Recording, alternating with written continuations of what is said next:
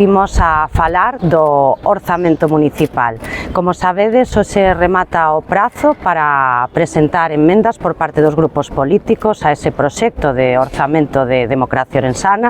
que, por suposto, como xa avanzamos dende o Grupo Municipal Socialista, non nos vale. E por iso vimos de presentar no día de hoxe dúas propostas. Unha proposta de 26 emendas a ese proxecto de orzamentos e outra proposta de creación dun plan de investimentos para este ano 2025 e 2026 a executar, se así o quere, por parte do Goberno Municipal. Dentro desta batería de emendas e de propostas de investimentos, eu creo que para resumir un pouco o que pretende este Grupo Municipal é falar de menos cemento, de máis benestar, de menos débedas, de máis control orzamentario e, por suposto, tamén de menos ocorrencias e maior planificación. Nada novo con respecto ao que levamos dicindo nos últimos anos, simplemente que o orzamento municipal é necesario, todos o sabemos, pero non a calquera prezo, eso témolo claro.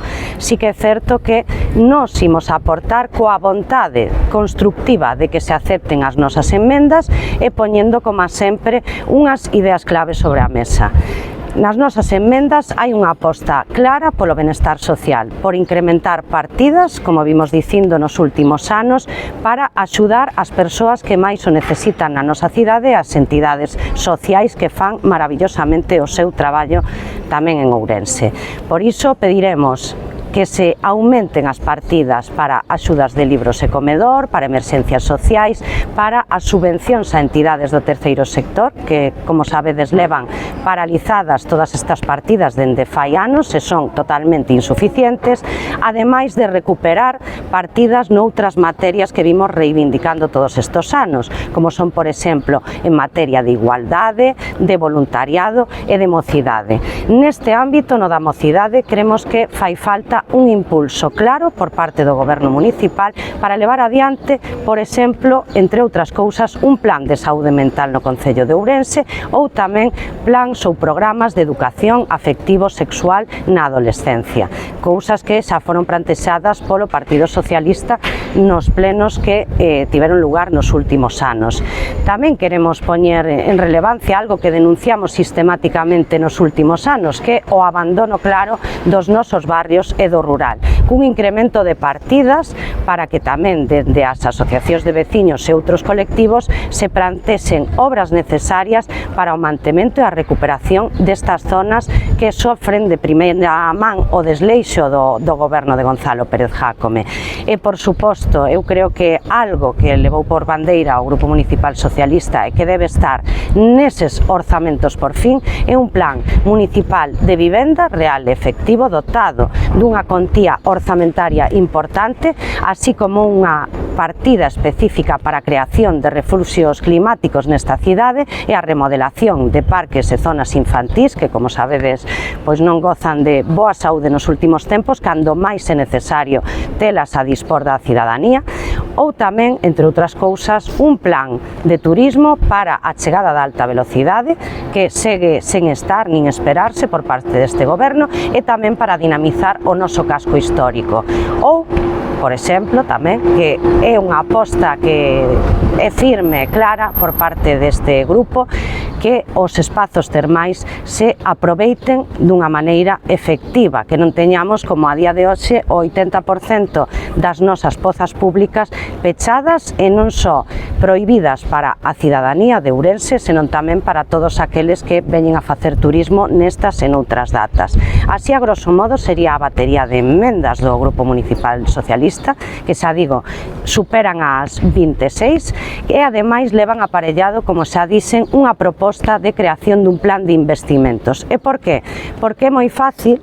facer investimentos, crear novas infraestructuras, pero difícil é mantelas. Como sabedes, hai un plan de mobilidade vertical que se está executando por parte do Goberno Municipal, nas algúns casos actuacións necesarias, outras non, pero como imos a manter no futuro?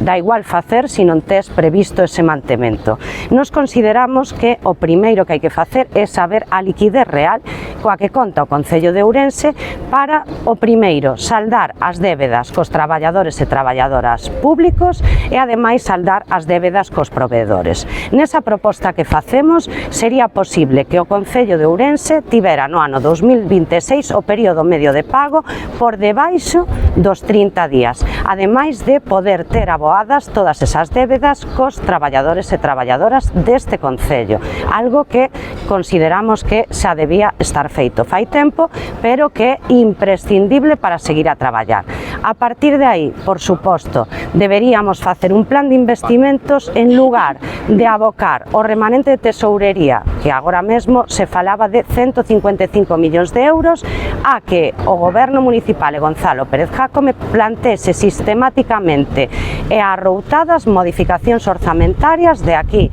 ao mes de decembro coas obras que a él lle interesa sen ningún tipo de planificación nin consenso político nin veciñal. Nos creemos que hai que priorizar esas obras e destinar os cartos da veciñanza ao que a veciñanza necesita, non o que a Gonzalo Pérez Jácome lle peta. Polo tanto, dende o Grupo Municipal Socialista, o que podemos decir é que, con respecto a isto, a nosa proposta é ambiciosa, constructiva. Queremos, por suposto, que se acepten as nosas enmendas e a nosa proposta de plan de investimentos e, a partir de aí, lóxicamente, a priori, se isto non se produce, o noso voto será desfavorable, porque, dende o punto de vista técnico, só hai que ver o informe do interventor municipal e, dende o punto de vista político, nos creemos que os apaños que pode haber entre o Partido Popular e Democracia Arensana para sacar un orzamento simplemente porque sí, non van ser suficientes nin van a redundar no beneficio de todos e de todas.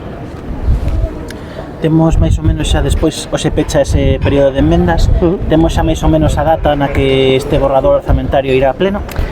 Pois eu penso que será no mes de xullo, porque, como sabedes agora, unha vez presentadas as enmendas por parte dos grupos políticos, terán que informarse, me imagino, polo coordinador xeral da alcaldía. A partir de aí convocarase a comisión de pleno e o pleno de carácter extraordinario para a aprobación inicial dese orzamento. Polo tanto, eu penso que neste mes de xullo se celebrará ese pleno, logo terá o seu trámite e poderá estar en vigor no mes de setembro.